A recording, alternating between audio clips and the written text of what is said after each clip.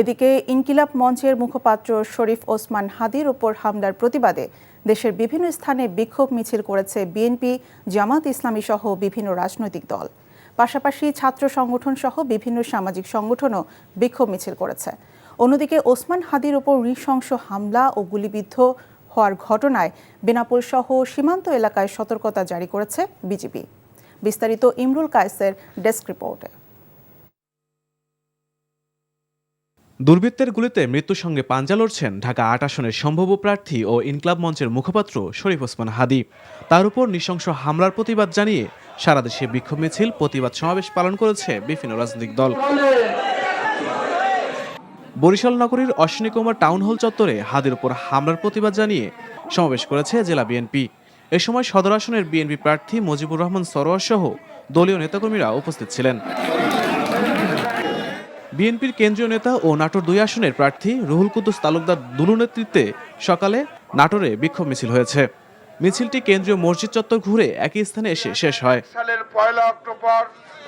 শরীফ ওসমান হাদির ওপর গুলিবর্ষণ করে হত্যা চেষ্টার প্রতিবাদে খুলনায় বিক্ষোভ মিছিল করেছে বিএনপি মনোনীত প্রার্থী নজরুল ইসলাম মঞ্জু।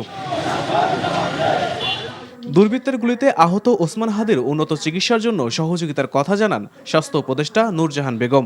চট্টগ্রামে সাংবাদিকদের প্রশ্নের জবাবে এই তথ্য জানান তিনি। যে ঘটনাটা ঘটলো তারও খুব ক্রিটিক্যাল অবস্থার মধ্যেই আছে।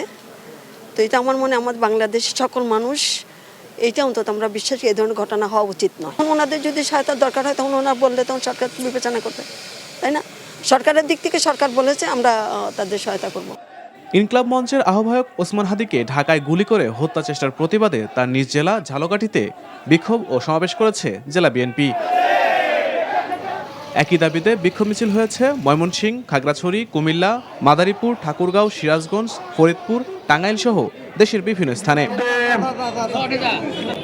এদিকে ইনকিলাব মঞ্চের মুখপাত্র শরীফ ওসমান হাদির ওপর হামলার ঘটনায় জড়িতরা যেন দেশের বাইরে যেতে না পারে সেজন্য বেনাপোল ও ব্রাহ্মণবাড়িয়া সীমান্তে সতর্কতা জারি করেছে BGB. Imrul Kayes, NTV news desk.